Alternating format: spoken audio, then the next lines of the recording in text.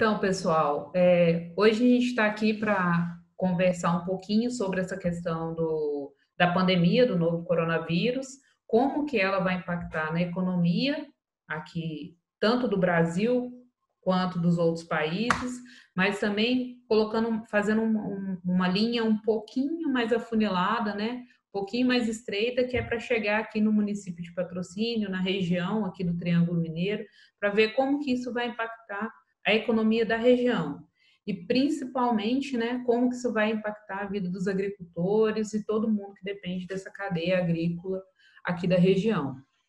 Então, para isso, gente, ninguém melhor do que Camila, professora Camila, economista, para deixar as Obrigada. coisas um pouquinho mais claras para nós, tá? Então, pessoal, só para a gente fazer um contexto aqui, só para relembrar um pouquinho, porque parece que tudo aconteceu há um ano atrás, parece que a gente está em isolamento já tem um ano. Vamos contextualizar um pouquinho, né? O que foi essa pandemia, como que ela começou. Então, assim, a pandemia, o coronavírus, ele começa na China, ali mais ou menos em novembro, dezembro, você tem realmente o relato que as coisas estão ficando meio preocupantes, né? E um pouco fora de controle. Mas até então o que se esperava era que a China conseguisse controlar a pandemia, era o que a Organização Mundial da Saúde esperava. Só que o que a gente percebeu é que não conseguiu controlar, e isso rapidamente esse vírus ele foi migrando para outras regiões, inicialmente para países asiáticos que já tinham um histórico de lidar melhor com essa questão do Covid, isso por causa das outras epidemias de SARS, dos outros coronas que tiveram, então eles sofreram muito com essas outras epidemias e já tinham todo um know-how para cuidar disso, a questão de isolamento, testagem, toda essa questão, e não só a parte de higiene, que já é cultural do pessoal asiático. Isso. Mas e aí depois, então essa pandemia ela vai migrando da China para a Ásia, Europa, América do Norte, América do Sul, Oceania, e uns países saíram melhor e outros saíram piores, né? Então, assim, como resultados assim de sucesso, pleno sucesso, que a gente tem pouquíssimas mortes constatadas, e isso que a gente está considerando como sucesso, e assim, e reabertura rápida, né, da economia, a gente tem aí o principal caso, carro-chefe, eu acho, né, Camila, é Nova Zelândia. Isso, a Nova Zelândia. Nova Zelândia se fechou muito rápido, ficou em isolamento, se não me engano, uns 14 ou 20 dias, e depois está reabrindo, já praticamente está com tudo reaberto, já até voltou às aulas, Isso. né? Já até voltou a parte das aulas, que é o último, né? É um dos últimos patamares que você tem de reabertura, que é essa parte da vida escolar voltar ao normal, ou Isso. ao novo normal, né? É real novo normal.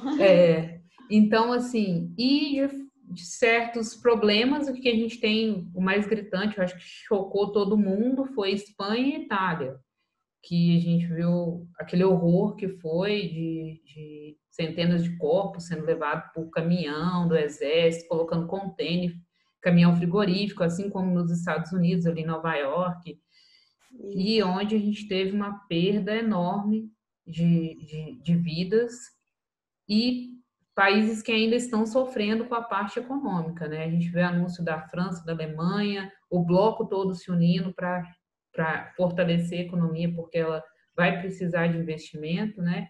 E eles É. tentando, até então, reabrir. Estados Unidos também nessa luta tentando reabrir, já estão iniciando.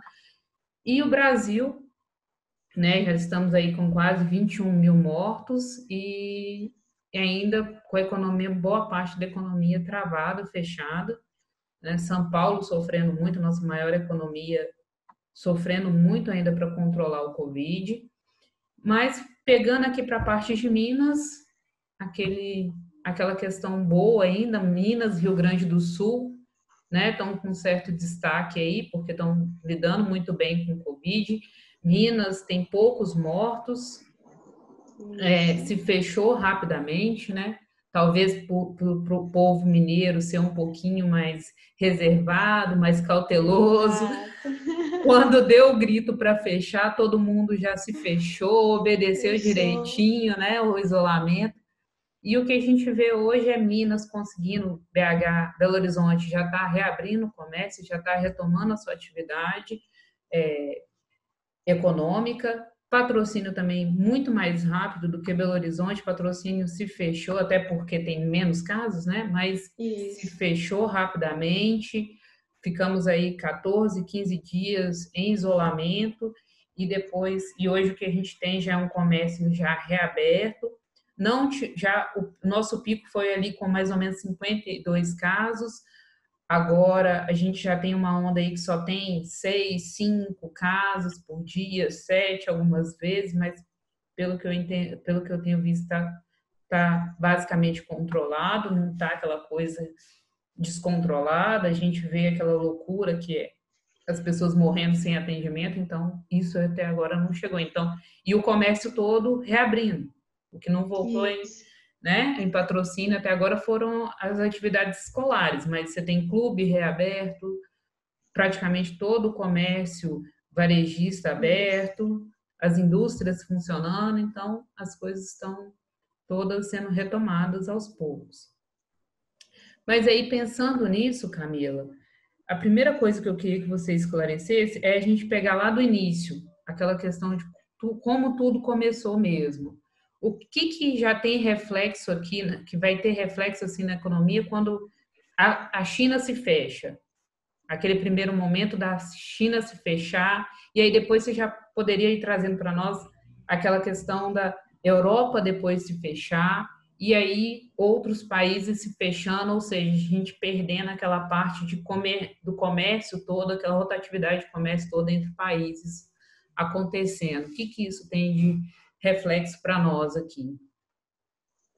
Então, Isabel, quando a gente pensa na pandemia, né, no caso do coronavírus, a gente tem que pensar que ela, a princípio, atinge o sistema de saúde, né, mas ela não fica só no sistema de saúde, ela causa problema social, ela causa muitos problemas econômicos e nós estamos vendo isso, né, essas consequências dessa pandemia.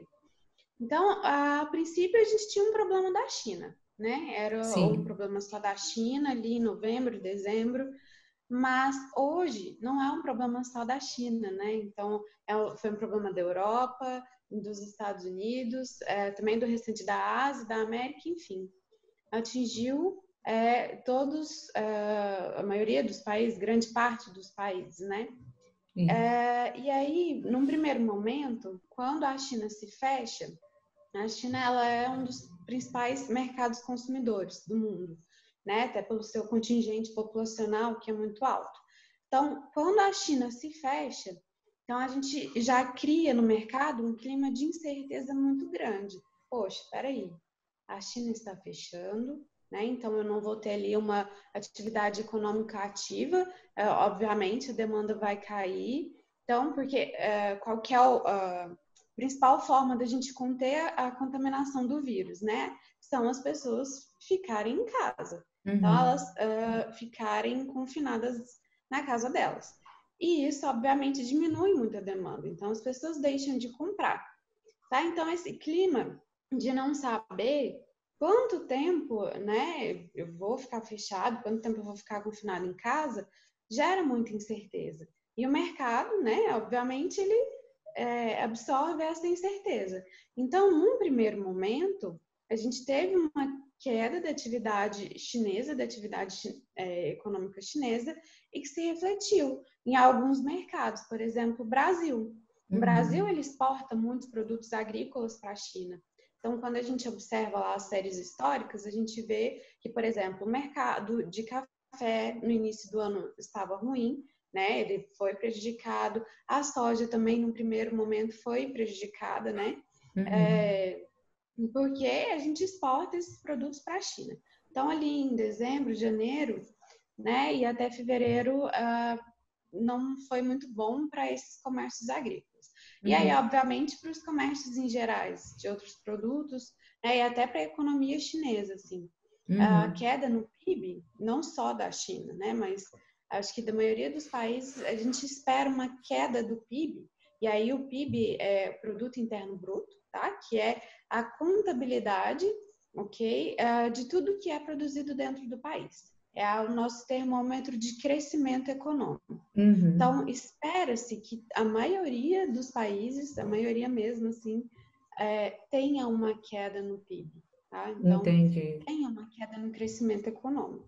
Então, eu acho que esse ali foi o primeiro ponto, tá? Camila, então só pegando um ganchinho aí, essa questão, só para ficar mais claro para quem nos assiste, essa questão de crescimento relacionado com o PIB, só por essa questão, só pelos países terem se fechado, mesmo que o Brasil tenha produzido muito inicialmente, pensando só já naquela questão de dezembro, janeiro, tá? Isso. Que a gente estava aqui numa boa, não tinha coronavírus, estávamos produzindo tranquilamente, né? Tem seus Isso. problemas de intempéries climáticos e tudo, mas estávamos produzindo tudo bem, tudo tranquilamente. Quando então essas economias começam a se fechar, o que a gente tem é uma redução já do produto interno, uma estimativa de redução no PIB, porque a gente não está exportando, não vai exportar tanto porque não tem muita gente consumindo lá fora, né? Isso. Uhum. Isso, e na verdade, sim, todas as atividades econômicas, a maioria foram paralisadas. Então, eu não tenho comércio nem dentro do país e nem fora, porque né, a forma que o comércio é organizado hoje em dia, os países eles têm relações um com os outros, né? Então a Certo. gente, por exemplo, aqui no Brasil, a gente exporta para a China, a gente compra produto da China, dos Estados Unidos. Então, se eu tive uma redução da atividade econômica, tá? Então, como se tivesse, na verdade, tá? Quando eu falo em redução da atividade econômica, é porque eu tive um choque do lado da demanda, porque as pessoas elas pararam de consumir, E a e China é aí eu nosso tenho um choque, principal comprador, né? e isso é nosso principal comprador, e aí eu também tenho um choque do lado da oferta. Tá? Então, por mais que a gente estivesse produzindo, eu tenho incertezas. Então, por exemplo, se está todo mundo parado, será que eu vou conseguir entregar esse produto que eu estou produzindo? Certo. Ou será que eles vão querer? Então, nós tivemos choques tanto do lado da oferta quanto do lado da demanda, e aí a queda na atividade econômica, né? E aí todo esse cenário, e aí mais o cenário de incerteza, que é um fator muito importante, né? Que a gente tem que levar em consideração, que aí eu não sei até quando nós vamos ficar parados, eu não sei se eu posso ter uma segunda onda de contaminação, uma terceira onda de contaminação. Então, tudo ainda é muito incerto. Até essa questão de projeções do PIB, nós temos projeções só, porque não dá ainda para afirmar, o PIB vai cair tanto, né, o valor exato. Então, nós temos projeções e possibilidades, mas sabe-se, né, pelo andar das coisas, que sim, teremos uma queda muito grande do PIB, tá? Então, nós não vamos crescer economicamente. Certo, eu vi até, já estava vendo as notícias de o termo mais estranho, né, que a gente nunca, não costuma ver, deflação, Isso, né? nós estamos tendo deflação. É, é até E aí, é até interessante explicar um pouquinho o que, que é essa questão de deflação.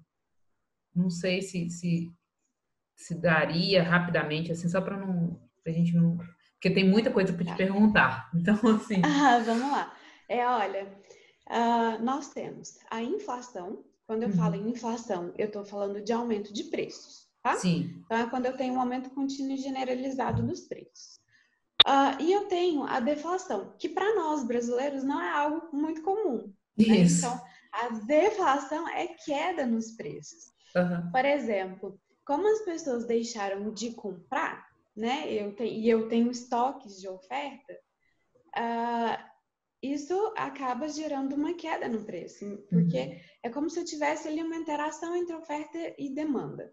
Né? Se eu tenho um excesso de oferta comparado com a demanda, obviamente eu vou ter uma queda no meu preço. E aí um exemplo para a gente entender esse contexto de deflação é o petróleo.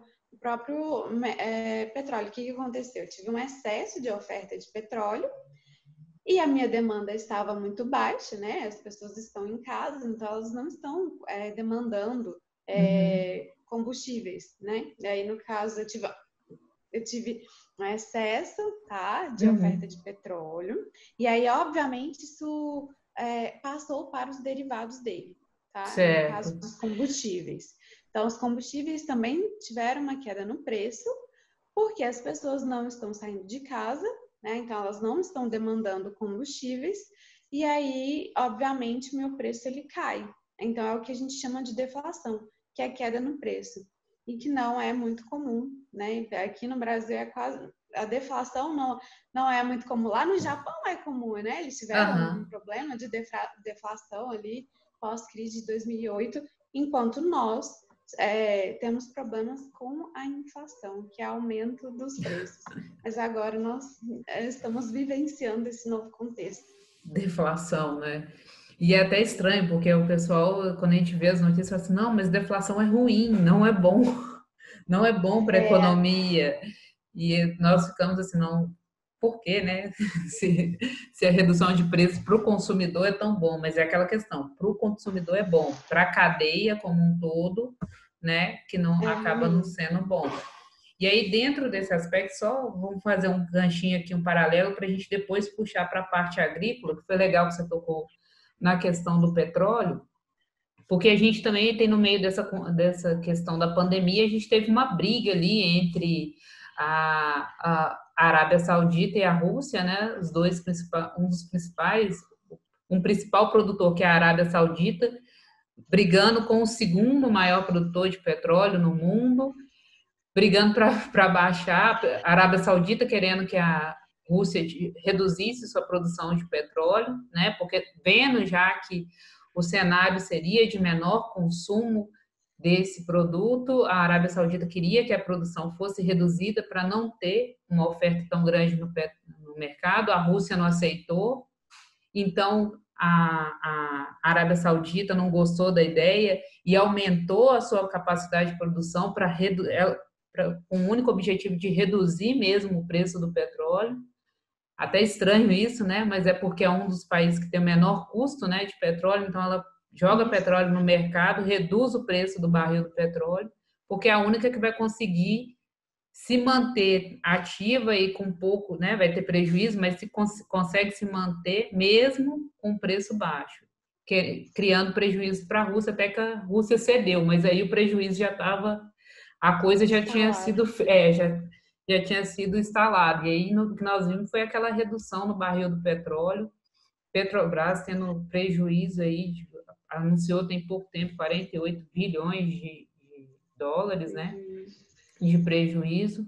E aí vamos pegar isso, juntar isso tudo, Camila, nesse contexto todo, petróleo, essa coisa toda.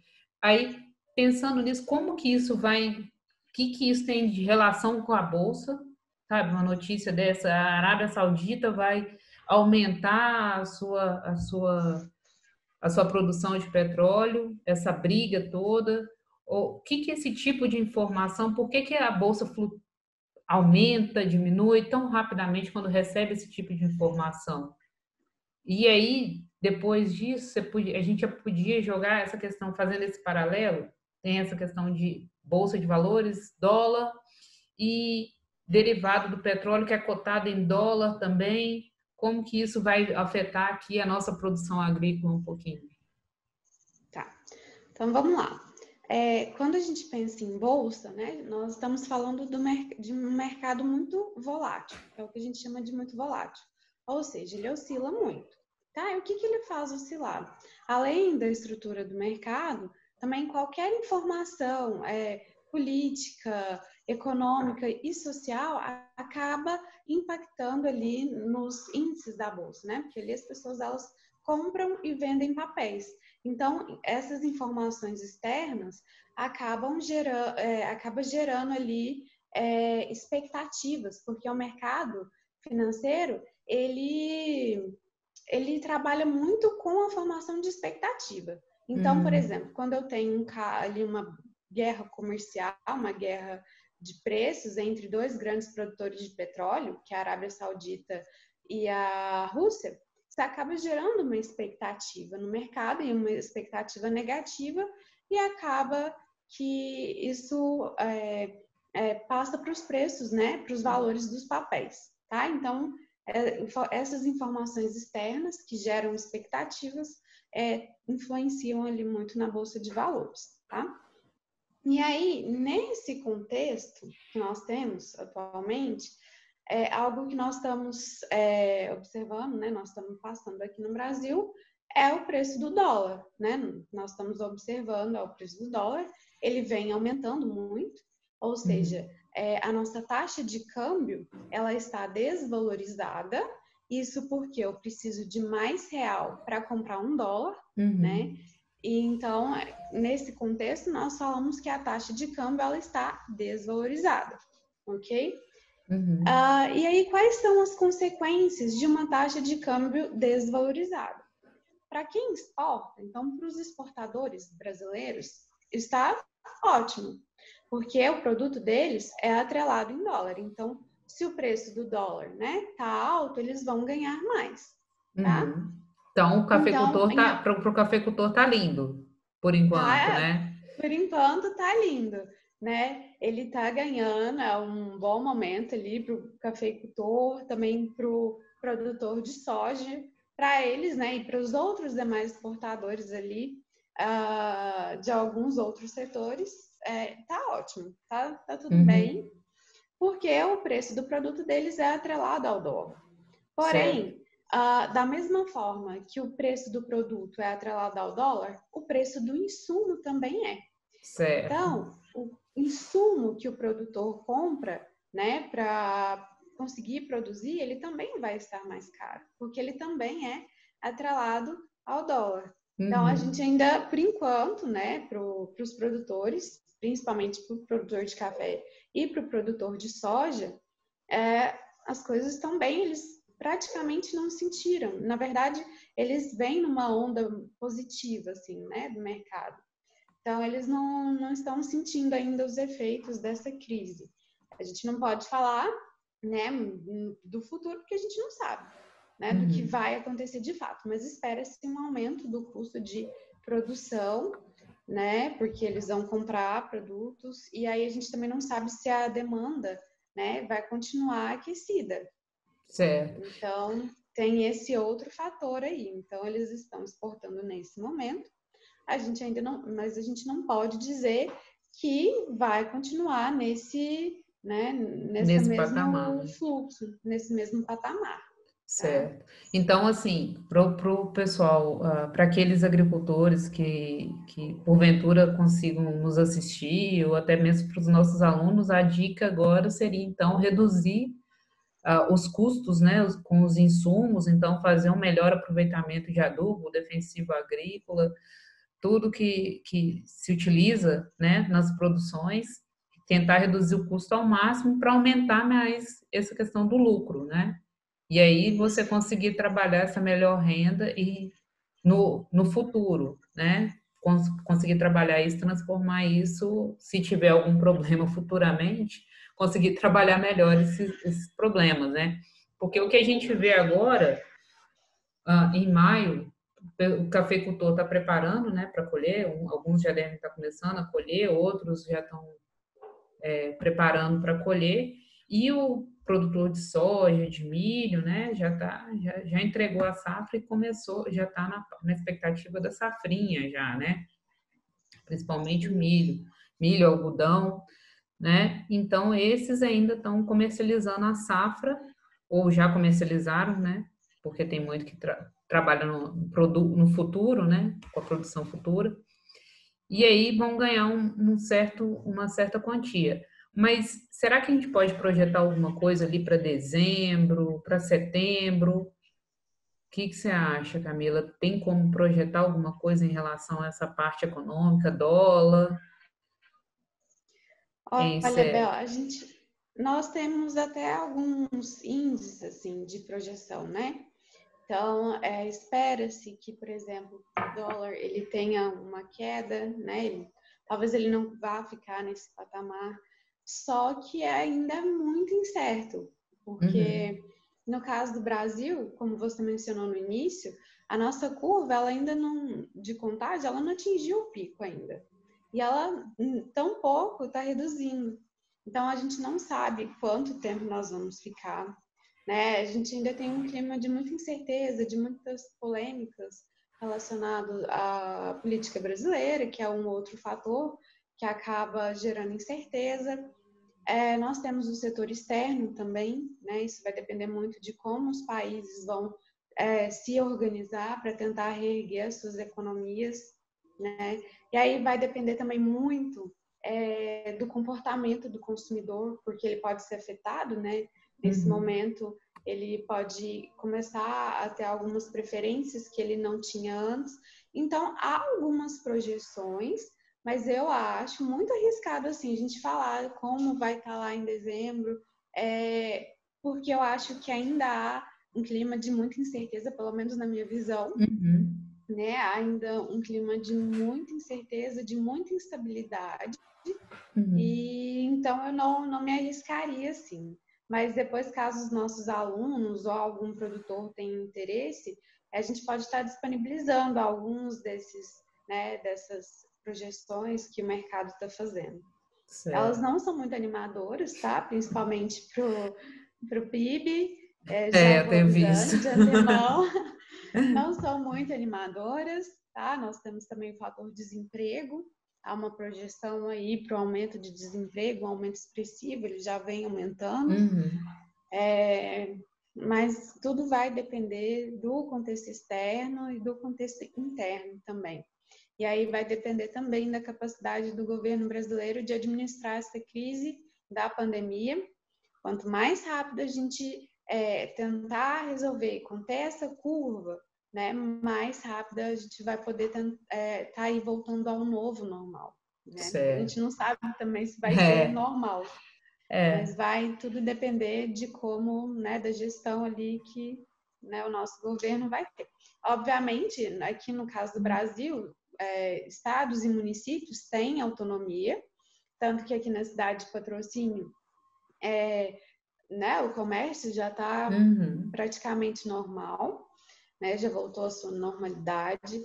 Eu quero pegar depois alguns índices econômicos aqui da cidade para a gente ver quanto esse momento que nós passamos afetou a economia. Então, o comércio ficou fechado 14 dias, né? Então, eu vou tentar dar uma procurada para ver se a gente consegue fazer uma análise específica aqui para a cidade de Patrocínio. Certo. Pelo menos até o momento, né? Quais foram os impactos? É um achismo meu, tá? Falando aqui para a cidade de Patrocínio. É um achismo, tá? Como a gente conseguiu conter rápido, né? Ali, o comércio fechou rápido. E como nós temos uma atividade agrícola muito forte, e aí, como eu mencionei, alguns setores da atividade agrícola, eles não foram atingidos, né? E aí, principalmente o café, ele está passando por um momento muito oportuno, muito bom. E aí, obviamente, isso vai acabar refletindo aqui na economia da cidade. A gente não sabe o futuro, não tem como projetar, mas, por enquanto, né, eu creio que deve ter, sim, sofrido algo, obviamente, né? O comércio também é muito importante, o setor de serviço para a cidade é muito importante, mas nós temos o setor agro. Assim, e aí, por que eu estou enfatizando o setor agro? Porque é uma atividade econômica muito importante, não só para a cidade de Patrocínio, mas para o Brasil inteiro, né? É um dos responsáveis ali para manter a nossa balança comercial positiva por conta das nossas exportações, né? O volume de exportação do Brasil é muito alto. O mundo, ele demanda alimento, né? Então, o mundo precisa, né, do produto brasileiro. Então, eu acho que o setor agrícola, ele é fundamental ali para a retomada, né, do crescimento da economia brasileira. Eu acho que ele é um setor, né, primordial para isso. Camila, e é bom que você tocou nesse assunto, porque eu acho que é bom a gente aproveitar uma parte aqui que, quando a gente fala nas disciplinas em relação à rotação de culturas, o produtor não ter uma especialidade, ou seja, ele é sojicultor só, né? Ele não só produz soja. A ideia hoje é que o produtor ele tenha um leque maior de culturas trabalhe com um leque maior de culturas na sua propriedade, porque aí ele pegando essa parte aí de tudo que aconteceu no mundo e ainda está acontecendo, e esse vínculo que tem com a Bolsa de Valores e com o dólar, isso aumentando ou reduzindo os custos de produção, a gente pode trabalhar um pouquinho como que o produtor que não é especialista, como que ele sai bem dessa vulnerabilidade que poderia ter, porque vamos pegar aqui um produtor de café, vamos pensar duas possibilidades, um produtor de café, que aí eu acho que alguns alunos podem entender bem por que que o produtor não pode ser não, né? Mas não é viável que ele fique só com a produção de cafés especiais, já que é um produto que tem um valor agregado maior, né? Que tem um público mais específico, né? Quando você tem essa pandemia, o mercado que sofreu, pegando o mercado de café, o que sofreu foi o mercado de cafés especiais, né? Isso. Teve um impacto enorme essa pandemia nesse mercado. E aí o segundo exemplo que eu queria trazer com você é a questão do aquele produtor de soja, mas que também produz milho, produz algodão e produz algumas olerícolas. Provavelmente as olerícolas vão ter uma menor demanda, porque o nicho dele de mercado é o Brasil. O Brasil e alguns Isso. países, né, da América do Sul, Argentina, Paraguai, Colômbia, né? Então, assim, e as fronteiras ficaram fechadas, né? Fechou todas as fronteiras e, Tudo. né, a comercialização desses produtos ficou interna. Então, se o produtor, se ele trabalha só com isso, ele vai ter uma redução da demanda do seu produto. O produto, uma vez que foi colhido, que está ali no campo, não tem como você virar para ele e falar assim, ó, para aí, porque não vou te colher agora porque não tem demanda, vai ter que ser colhido, né? Então, Isso. assim, esse link é legal a gente fazer também, nós fazermos, e uma outra coisa é a gente olhar como que essa diversificação de produtos pode salvar até quando ele sai da parte de alimentação, né? Então, ali, o produtor de algodão, ele vai sofrer um impacto ainda mais contínuo, né? Vai, Porque provavelmente. a pandemia, porque o que ele vende inicialmente é algodão, que a maior demanda é para tecido, né? Isso.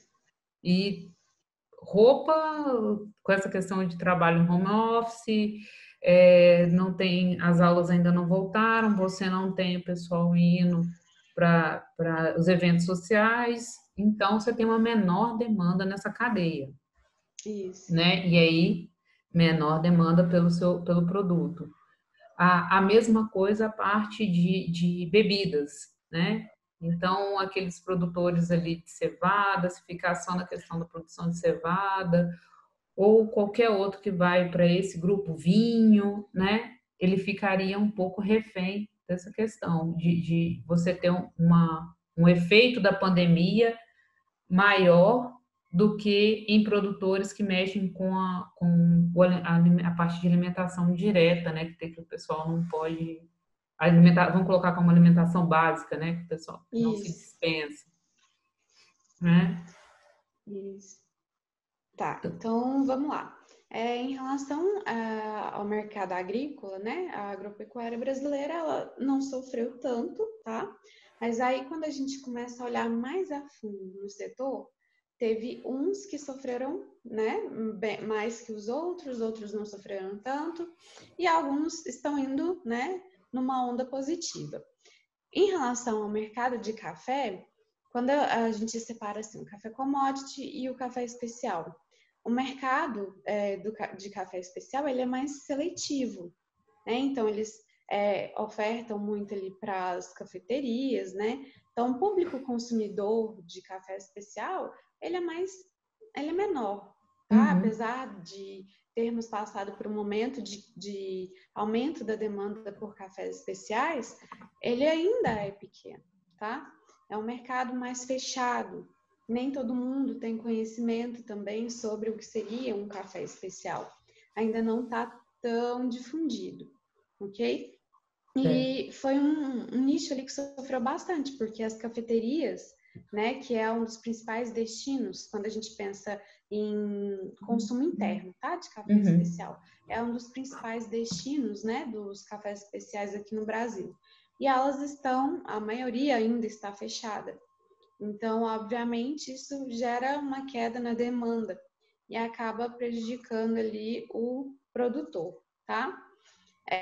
Por isso que é importante ele diversificar. Eu posso sim produzir café especial, é interessante, agrega valor ao meu produto, mas o café commodity, ele também é fundamental, assim, né? Ele salva ali o produtor, digamos assim, em termos financeiros.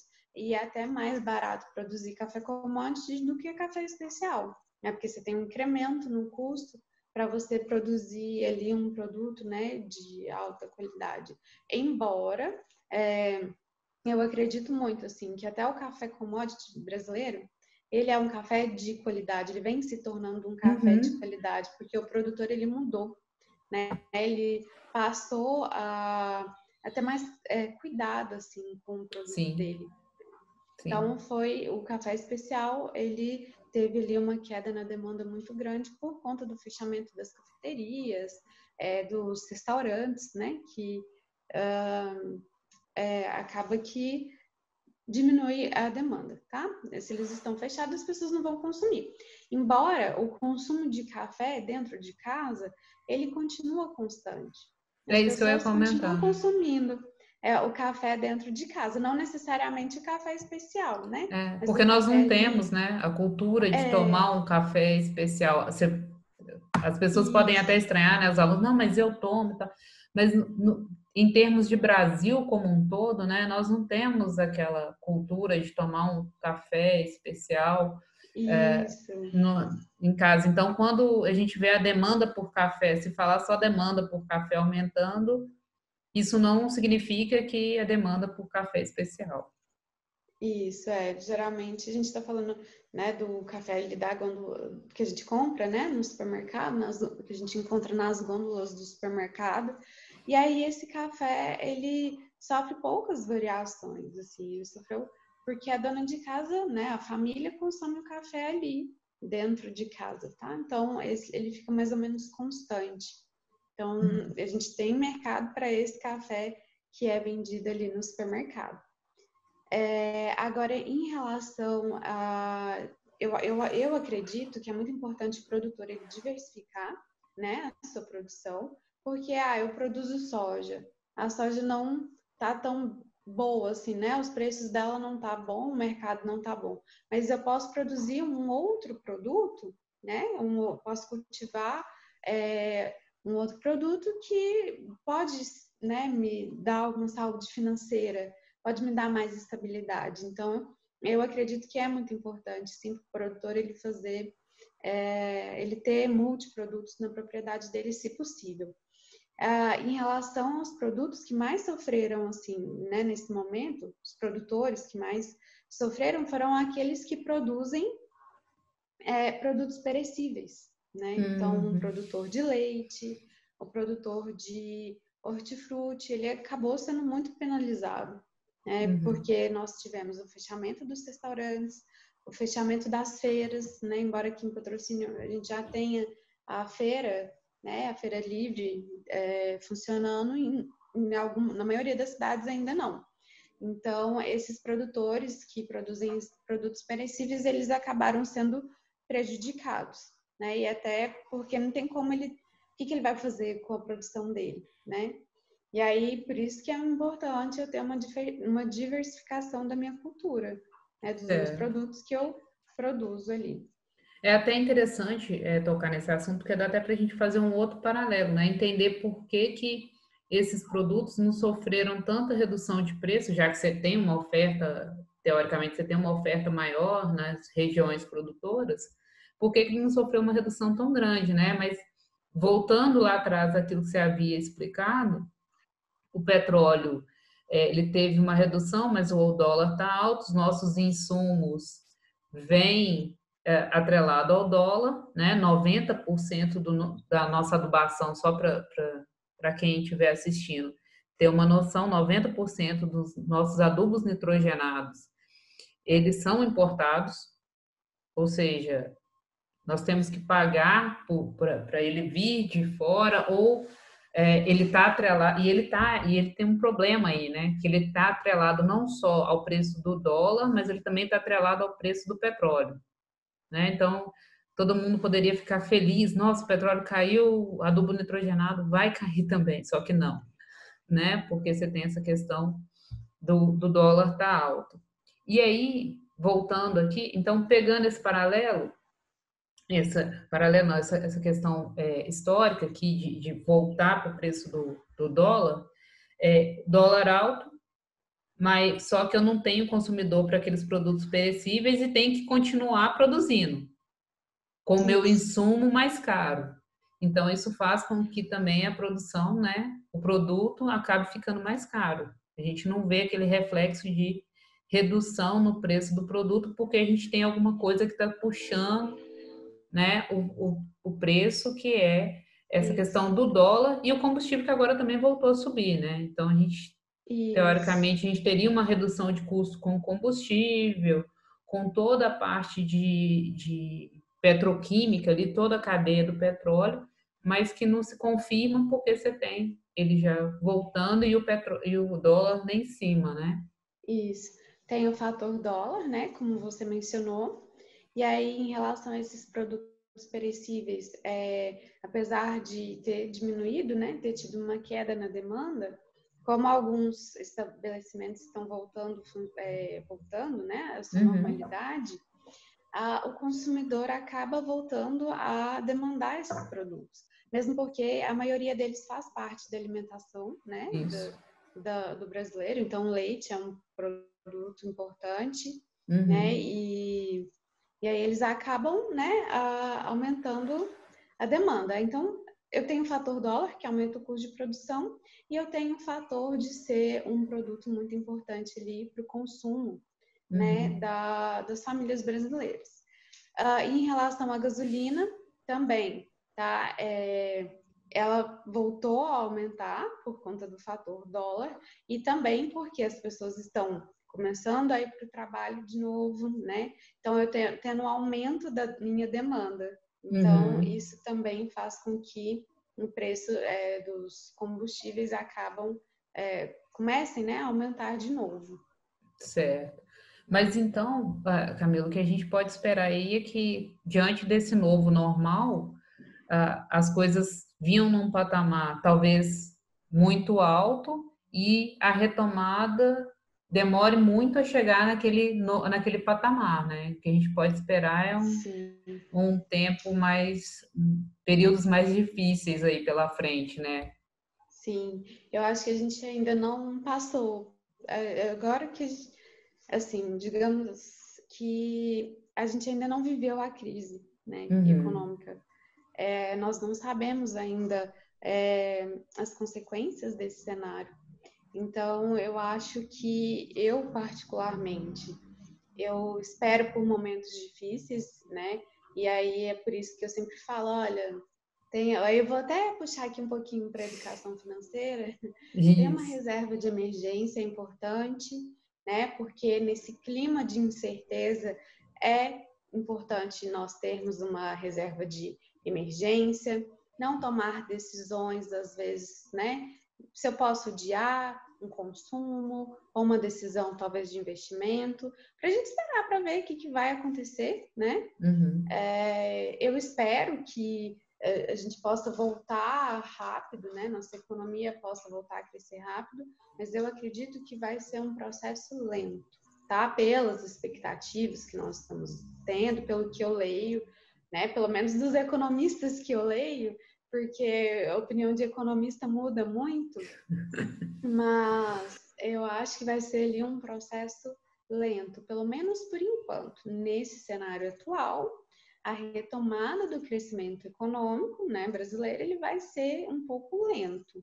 Talvez ali 2, 3 anos. Isso significa que vai ser ruim para todo mundo? Não, tá? Não necessariamente. Tem setores que são favorecidos, tem outros setores que eles talvez vão ter que se reinventar, né? Ou né? Algumas empresas não vão conseguir passar por essa crise, mas outras vão, né?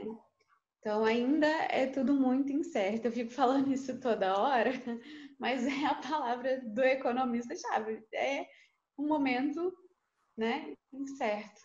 E agora, só para a gente dar uma outra passeada em alguns temas, num outro tema aqui, que é meu interesse, assim, e acho que de algumas pessoas, que a gente está vivendo um período em que as reportagens que a gente ouve é sempre assim: vamos viver um novo normal. E aí, um novo normal passa por adaptações, né? E por uma questão de distanciamento social, todo mundo está entendendo isso. Mas eu vejo também que é a mudança de hábitos, né? Sim. Uma sociedade mais preocupada com hábitos mais sustentáveis. E aí, se der para a gente fazer aqui essa ligação entre hábitos mais sustentáveis, como que o agricultor ele pode, né? Ele pode ali se conectar com esse mundo. E também, só abusando um pouquinho mais de você, Camila, Imagina.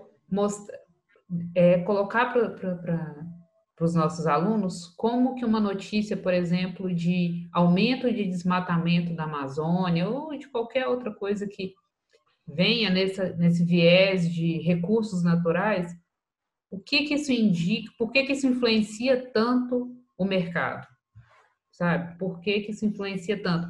Qual que é o padrão europeu, né? Que é o nosso mercado padrão europeu, padrão chinês, o padrão japonês, que influencia tanto esse tipo de notícia? Tem como você colocar um pouquinho? Nossa, muito interessante, Isabel. E, inclusive, eu adoro, eu mexo com economia agrícola e meio ambiente, é minha área de pesquisa. Ah, legal. Eu adoro. Eu acho que essa preocupação com o meio ambiente vem muito da mudança de comportamento do consumidor, né? Uhum, Ele está mais consciente, ele procura saber mais, né, das práticas, como que o produtor produz. uhum, Ele quer saber, será que o produtor ele usa agrotóxico em excesso? Não quer dizer que eu quero só um produto completamente orgânico. Obviamente eu uhum. tenho consumidores que querem produtos orgânicos, mas eu tenho aqueles que só querem o uso correto. E a maioria só quer o uso correto, Certo. né? Então, o consumidor ele está mais atento, ele quer saber se tem trabalho escravo, né? Porque se tem, eu não quero mais consumir. Então, Uhum, nós estamos caminhando, né, para um grau de consciência maior, até, né, o acesso à tecnologia, à informação nos possibilitou esse aumento de consciência. Então, eu acho que é importante para o produtor fazer tudo certinho. Eu acho que a maioria faz, né? isso. Tanto que nós conseguimos exportar para muitos países e países que são muito exigentes, como por exemplo o Japão, nós exportamos o Isso. café para lá, eles são super exigentes. Então eu Sim. acho que a maioria dos produtores, né, eles fazem tudo certinho. Então eu acho que é importante eles continuarem com as boas práticas agrícolas, tendo consciência que o mercado consumidor está cada vez mais exigente. E agora, com o aumento da tecnologia, que eu acho que foi antecipado até É. por essa pandemia, né? Isso possibilita que o consumidor tenha mais informação do produto que ele está adquirindo. Isso é uma Uhum. observação. Nós temos uma produção altamente tecnológica, Certo. mas a tecnologia, né, ela agora é mais demandada no mercado agrícola, né? E até eu sempre falo com os meus alunos, estou falando agora de forma recorrente, para os meus alunos da agronomia, que eles têm que ser agrônomos conectados. Eles não podem, Sim. eles têm que entender muito bem das plantas, mas eles também têm que entender muito bem da tecnologia, né? Certo. E aí, o produtor também, tá? E isso possibilita que o consumidor tenha informações daquele produto que ele está consumindo. né? E é ótimo, porque eu tenho mercado para todos os tipos de produto. Então, eu, enquanto consumidor, eu tenho o direito de escolher qual produto eu quero consumir, qual produto eu acho que é melhor para mim, tá? Em relação ao desmatamento da Amazônia, ou notícias relacionadas, né, nesse contexto, acaba tendo um impacto negativo, pelo menos no curto prazo. Até essa semana nós tivemos uma reportagem, né, que os supermercados da Europa, não me lembro de qual país, né, mas eles queriam boicotar os produtos brasileiros por conta dessas notícias de aumento do desmatamento da Amazônia. Isso. Então, assim, o consumidor, ele está um pouco intolerante em relação a isso. Obviamente que eles precisam dos produtos brasileiros, né? O Brasil, ele é um grande exportador de alimento. Mas a gente tem concorrentes fortes, né? Mas nós temos concorrentes, né? Nós temos concorrentes muito fortes e acaba que o consumidor, ele não quer. Eu não quero consumir um produto que vem da degradação do meio ambiente. Então, e aí, foi até o tema da minha dissertação de mestrado, né? Como que a gente pode alinhar ali a eficiência técnica da produção e a eficiência ambiental?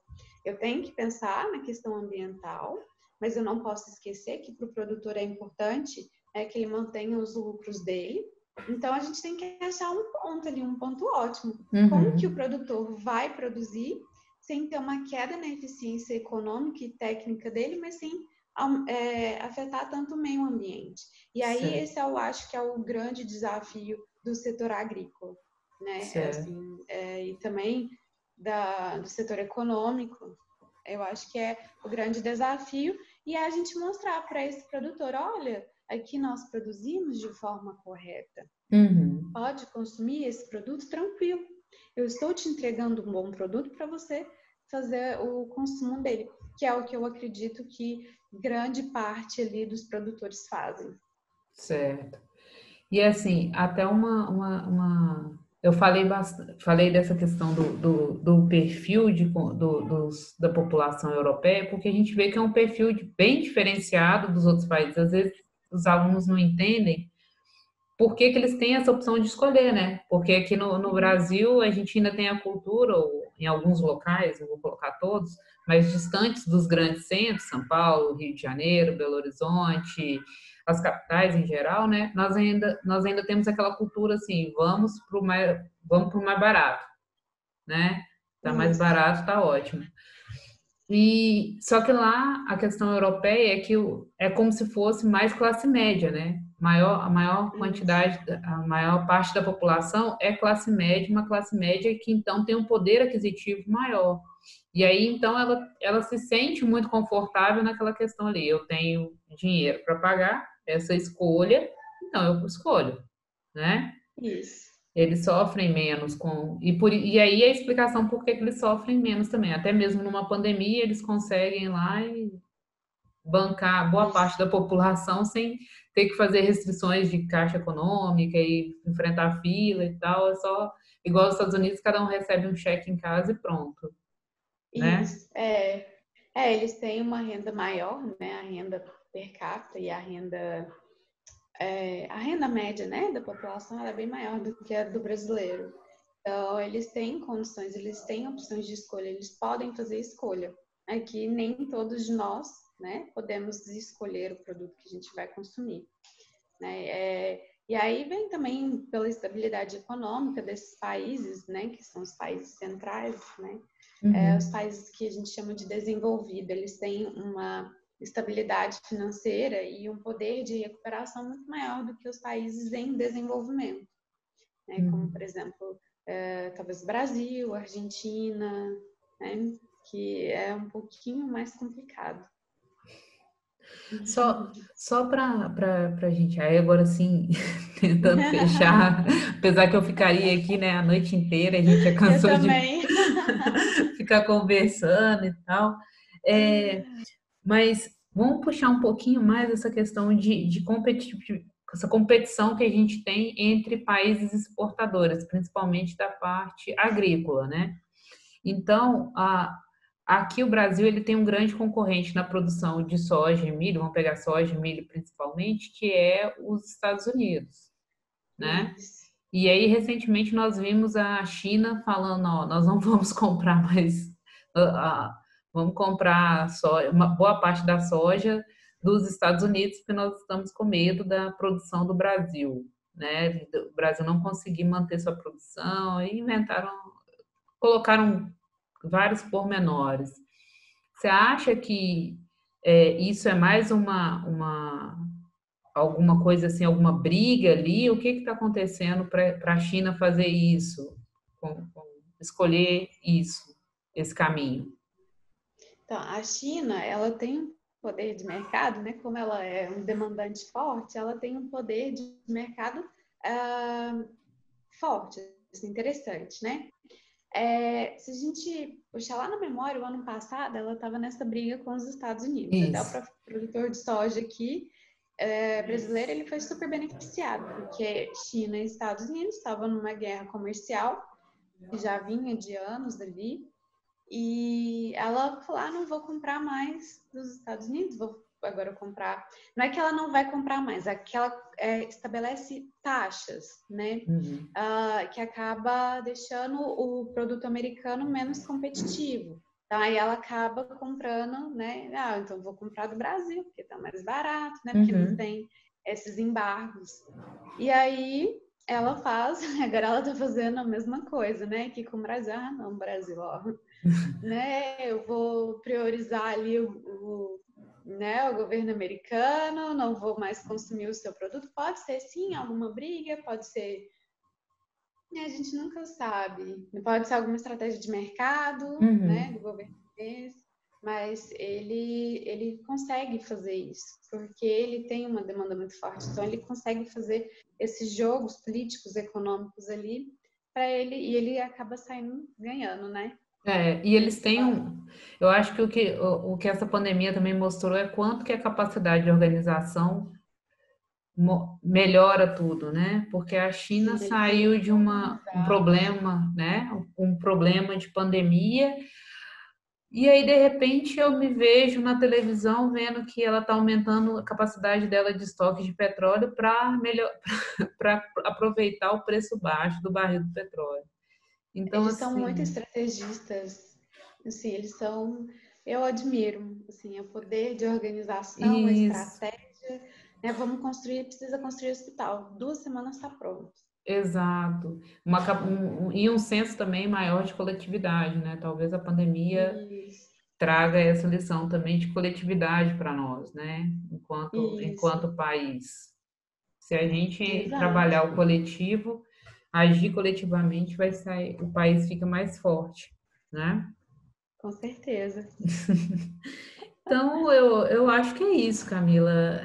Você quer fechar com mais alguma questão econômica? Ah, uma coisa que você poderia colocar aí é só rapidamente, assim, só para a gente.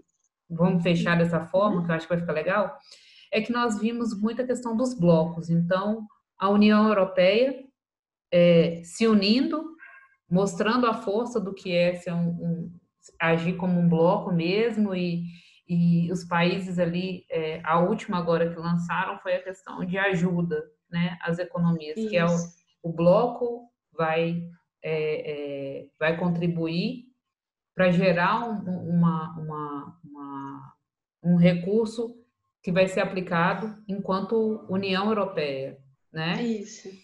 E nós vemos os Estados Unidos e Canadá agindo também muito juntos, e América do Sul, o Mercosul, nem tanto. O que isso pode trazer para a gente de problema? Porque a Argentina, os outros países da América do Sul se fecharam rapidamente, agora começam com um plano de abertura, né? A Argentina muito eficiente, o Chile está tendo alguns Sim. problemas, mas a Argentina muito eficiente, Paraguai muito eficiente Uruguai e também. Uruguai, e começam a reabrir. Como que isso pode afetar ao Brasil, ou tem como a gente surfar nessa onda aí e deixar um bloco, o Mercosul mais forte? Então, em relação ao Mercosul, eu acho que há um tempo, assim, os países membros, eles vêm tendo algumas divergências, né? em relação a políticas econômicas e ações. Nessa pandemia, isso, né, cada país ele agiu de uma forma, né? O Uruguai ele fechou rápido, tanto que é um dos países também que tem menor índice de mortos por conta do Covid, a Argentina e o Brasil, na verdade, a gente ficou ali, né? Não teve uma ação talvez tão eficiente. Eu acho que